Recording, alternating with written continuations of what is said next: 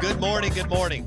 Welcome into the Out of Bounds Show, ESPN 105.9 The Zone, WRKS. Your SEC Insider Hit is brought to you by Welcome Home Beef. Super Regionals in Starkville. Stop by Welcome Home Beef Thursday, Friday, Saturday, Sunday, and load up on premium beef, everything from steaks to hamburger meat and everything in between. Welcome Home Beef, Main Street in Starkville. We're going to go to the Modelo guest line. Welcome in Kyle Peterson, KP, National College Baseball Analyst with ESPN and the SEC Network. He called the Ole Miss Regional last weekend, and he'll call the Mississippi State Notre Dame Super Regional this weekend. Kyle, good morning. How are you, bud? Good morning. I'm great. We're here. We finally made it to Supers, man. We pulled it off. You know, this state is barely functioning at this point, KP. Good.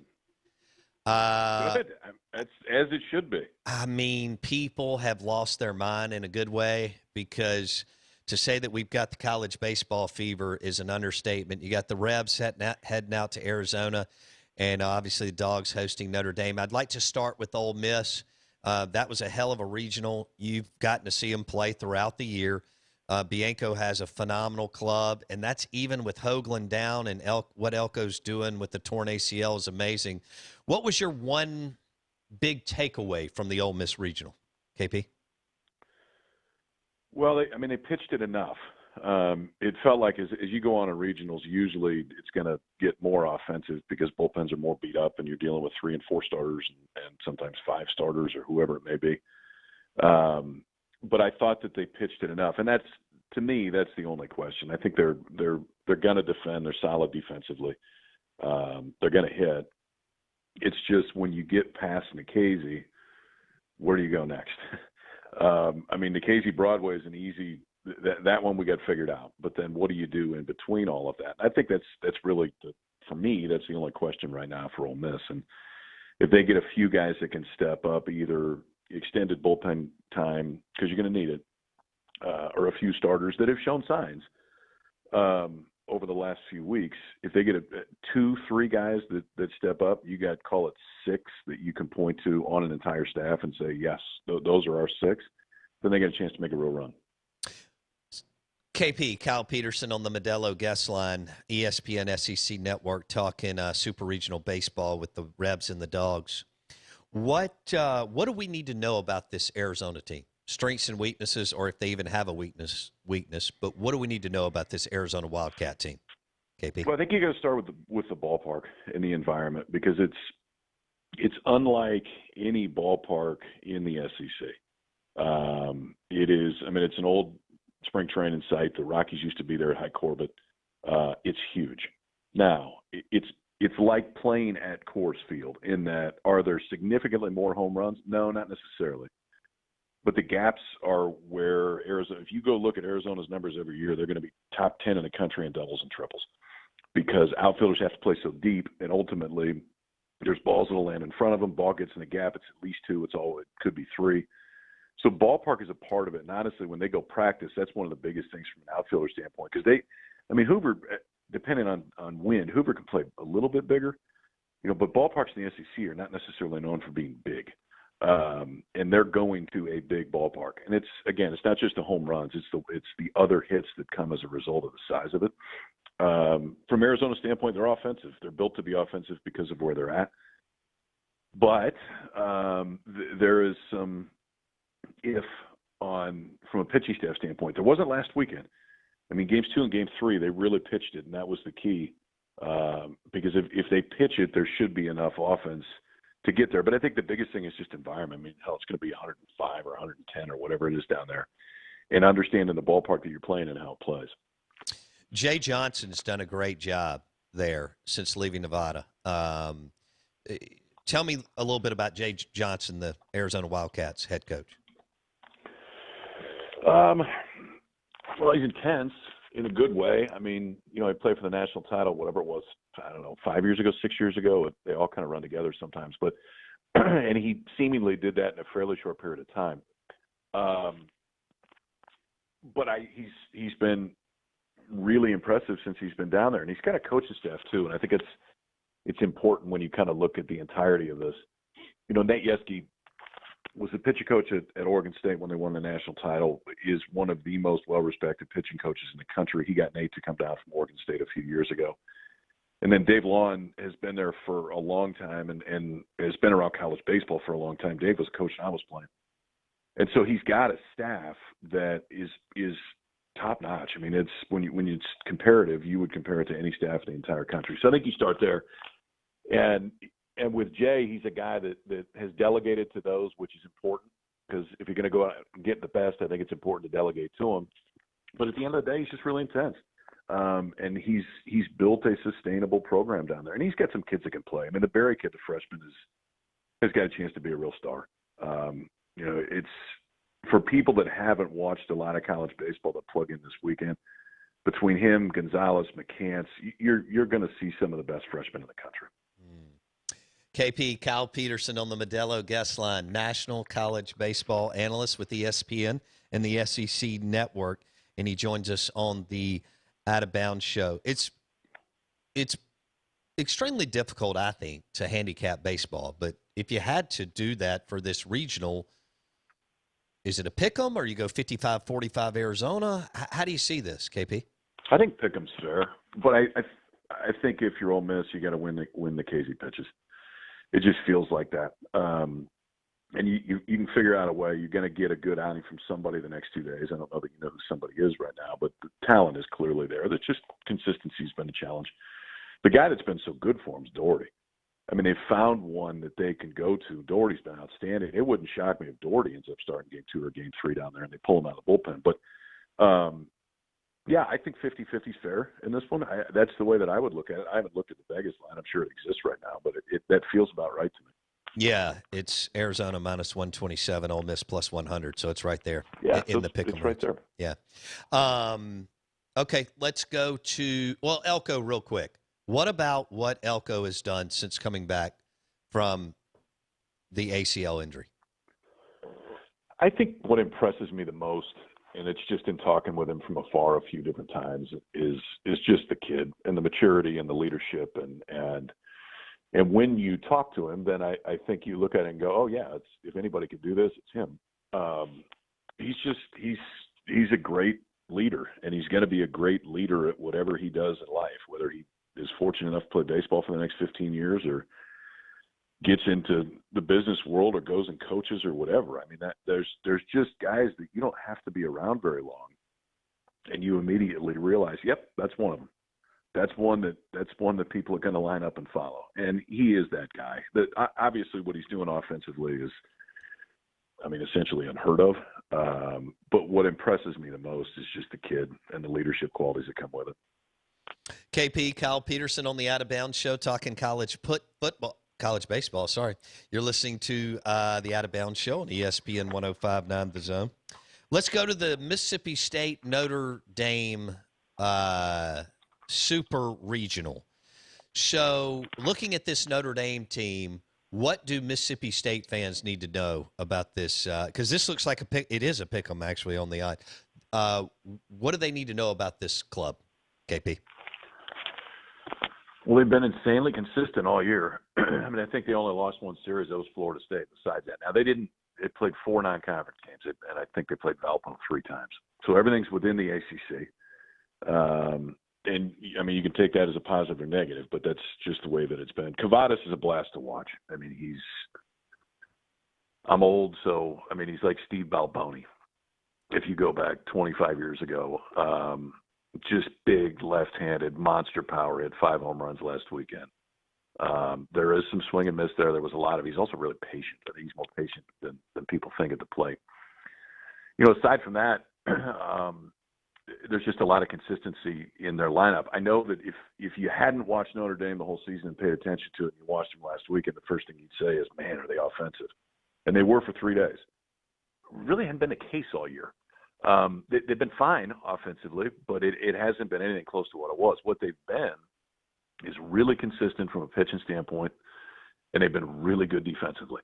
They can catch and throw with about anybody. I don't think anybody on the team's got more than 5 or 6 errors the whole season. Granted, they played a few less games, but they're fielding in the 980s, and that's a big number for a college. Not a ton of swing and miss. So you're not going to see the swing and miss numbers that you see on State's pitching side. But if you can pick it up and throw it the way that they do, they're not afraid to throw to contact. So, you're not going to see as many 95s and 96s and a bunch of hammer breaking balls and swing and miss, but you are going to see some guys that can really pitch. Bednar McLeod will go. Then it's kind of TBD. So when you think about Bednar rolling out on Saturday, how does that matchup look to you, Bednar against the Notre Dame lineup? I like Bednar against any lineup when he's right. I think that I'll just tell you from a scout standpoint, I get a lot of "what do you think of Bednar" questions because he's on their radar to go pretty high, real high actually, because the stuff is real good. When I've seen him right, it's mid-90s and kind of an easy mid-90s. It looks like there's more in that body. It reminds me a little of Lance Lynn. Just of size, the way that he approaches it. You see, if you just watched him, you wouldn't think he's throwing 95, and then you look at the gun, and you look at the hitter reactions, and the off-speed stuff has been outstanding. So, when he's going, man, he can. You can put him stuff-wise with about any starter in the country, but clearly the environment's going to be a little bit different this weekend. Landon Sims continues to impress. And that guy's coming back, KP. He's got another year before getting drafted. Yeah, that probably makes you feel a little bit better, Chris. You're going to get, he'll probably make the club. I think we'll figure out a way to get him.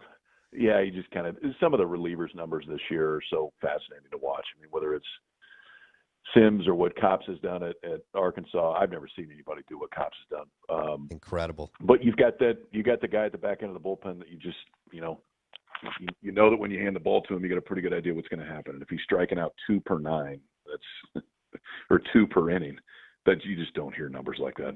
Man, I was watching that Nebraska-Arkansas game the other night when Cops went, 90 pitches or something? Golly. He came in the third inning. And he pitched in each – he had already thrown 6 innings in the regional. Here's the stat fascinates me. He leads he hasn't started a game. He leads Arkansas in wins, saves, innings, and strikeouts. And he hasn't started wins, saves, innings, and strikeouts. I've never seen that in my life, ever. And I don't think I'll ever see it again. KP on the Out of Bounds show. Kyle, the lineup at Mississippi State's been hit and miss. Rowdy and Tanner, really good. Tanner's been exceptional. And then there's just depends. There's a big drop-off on the back end. They've had some struggles even in the middle part of the order. How does that lineup match up with Notre Dame's pitching, KP? I think it matches up fine. You got 2 vets that have been around this time of year, and more than that, but those 2 guys have been in the middle of it, it seems like, for the last 4 or 5 years. And you just got to get another few to jump on board with them. I think you run into some issues if Rowdy and Tanner have a rough weekend. I don't know I don't see that being the case. But no, I think this lineup matches up fine. The biggest thing, and this you guys saw this 2 years ago when Stanford came in. The environment got Stanford. The environment clearly affected Stanford. Those kids haven't played on the West Coast. We don't have environments like that. Well, really, nobody has environments like there in Oxford and now Knoxville and whatever, Fayetteville. You go through those. I'll be interested to see how Notre Dame handles it, because in those situations, I think you can see it on TV, and you can think that you've played. Oh no, we played at Florida State and it's loud. Yeah, it's not like that. It's not like that. And I'm always this time of year interested to see where the teams that haven't played in those type of environments go into that environment. That's why it makes it interesting for LSU going to Knoxville. The place is going to be absolutely bonkers. They've done it. They know. So I don't environment. I don't see environment affecting LSU potentially this weekend as much as it could potentially affect Notre Dame.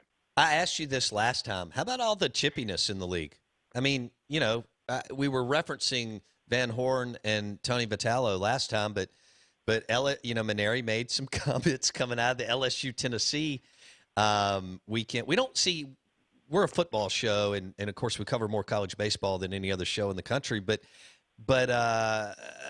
we don't see that in SEC football and SEC hoops, and we've had more of that this year, KP, than I can ever remember. Yeah, I don't know. I mean, I like it, but I think some of it's kind of healthy. Yeah, it's it makes it, from a fan standpoint, it gets some interest. And I mean, listen, you can like Tony Vitello, not like Tony Vitello. I don't think he gives two rips either way. But I'll tell you this: what he has created there, from a fan base and an environment, happened really quick, really, really quick. And now it looks like they're going to do some incredible stuff from a facility standpoint. So I'm fascinated to watch this one that weekend, because LSU's got it going as good as they have the entire year. The young kids are continuing to hit. Marceau can really pitch. And that one, I'd be really surprised if that one doesn't go 3 games.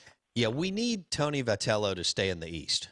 Especially with Slosh now going to A&M, and if LSU goes Pat Casey or whatever's going, well, let's jump into that. Kyle Peterson, national college baseball analyst with ESPN and the SEC Network, joining us on the Modelo guest line. Were you surprised that Schlossnagle left TCU to go to A&M? No. I think that there had been plenty of rumors before, and I'm sure I know he had some discussions before, but this one felt like it was going to happen. It kind of felt that way from the beginning, and it's probably time for everybody. What he built at TCU cannot be overstated. I mean, TCU went to Omaha 4 times in a row, and the environment that they created, the fan interest that they created with a sport that historically it just didn't have it. It didn't have it at all. And I hope that that's not overlooked by a fan base at TCU, and they're going to go get somebody, whether it's Kirk Saarloos or Bill Mosiello, who are currently there. They go get somebody else. I mean, you're coming in with a lot to work with, and an athletic department that supports you. And from Schloss's standpoint, it felt like at some point this would happen, not necessarily to A&M, but to something like that. And I think there was a part of him that wanted to get in that league and just experience that league and be a part of that league. And now he's in it. Kyle Peterson on the Out of Bounds show. What do you make of Pat Casey possibly as the leading candidate for LSU?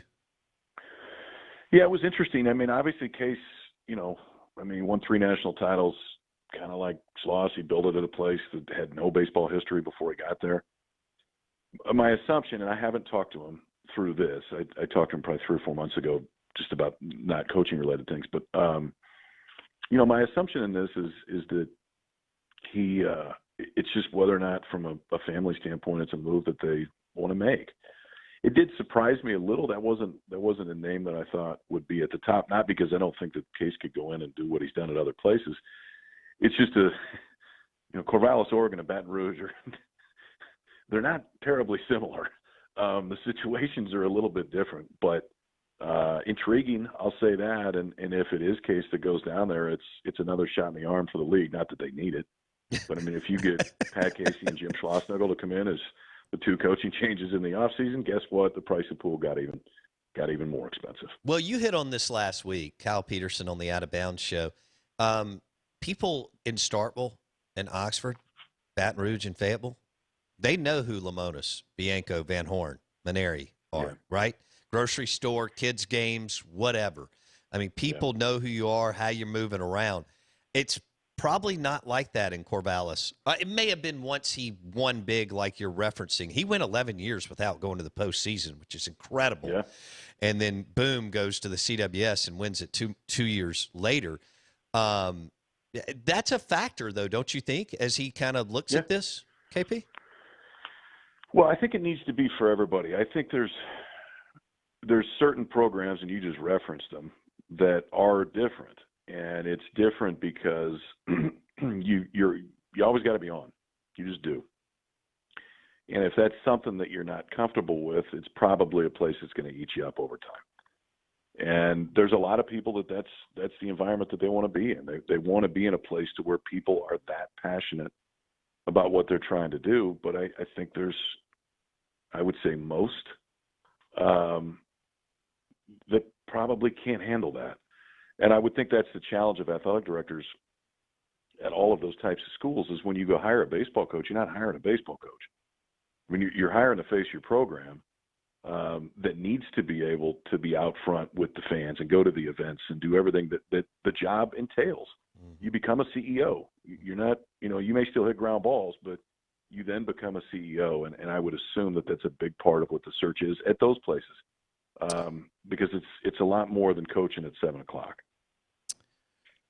Do you have another name or two for LSU that you want to drop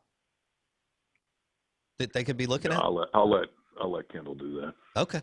I was asking my buddy who hosts Afternoon Drive in Tuscaloosa. I said, how many of your listeners do you think could name the Crimson Tide baseball coach, Bohannon? And he said 10%. And so it just goes to show you that, like we were saying with Lamonis and Bianco and all these dudes, I mean, it's everybody knows who they are and watching them move about. So there is a lot more than just, like you said, going to practice and coaching games. All right, KP, your call. Go ahead. Let me be really quick. What I would say to that, though, is Alabama can be Tennessee, right? Like if 5 years ago, before Tony got there, if you would ask Tennessee football fans who your baseball coach was, would more than 10% have known that it was Dave Serrano? I don't know. No. But look how fast it can change, and it can happen at a place like an Alabama, like a Kentucky, that maybe doesn't have – back in the Jim Wells era, there was a lot of Alabama baseball. Oh, yes. It can spin, and with those they're diehard fan bases, but you kind of got to prove it first. But once you prove it, those environments can spin just like the other ones. We'll leave it there. Kyle Peterson on the Modelo guest line, National College Baseball insider and analyst with ESPN and the SEC Network. KP, we appreciate it, man. Thank you. Okay, enjoy the ride, guys. So there you go. Ole Miss in Tucson this weekend playing the Arizona Wildcats. That was a Colorado Rockies ballpark, minor league ballpark that they will be playing in. And according to KP, the place is huge. The gaps are just as wide as the Mississippi River. So when you get it out there, some things could happen. Doubles and not just bombs, doubles and triples for Arizona and Ole Miss. And that's a pick 'em right here. And you can bet on this at the Golden Moon Casino, but it is basically a pick 'em. And Mississippi State Notre Dame's a pick 'em. So we'll see. We're going to be back tomorrow live at 10 a.m., a little different deal. Live at 10 a.m. from the Greenville Country Club for the Steve Azar Celebrity Charity Golf Event in Greenville. Who knows who we're going to have on the show, but they're always fun and interesting, so we're looking forward to that. I'll be smashing some steak at Doe's tonight, so that'll be fun too. Want to thank Scott Sanders with Welcome Home Beef for dropping by this morning. As you're heading to Stark Vegas today and tomorrow and through the weekend, stop by Welcome Home Beef in Starkville. Just take a cooler. Go ahead and load up on premium beef. Also, their new RV park. It is literally a little over a mile from the Hilton Garden Inn and Suites, and they are taking reservations, 10 of them for football season. You can go to Welcome Home Beef for more information.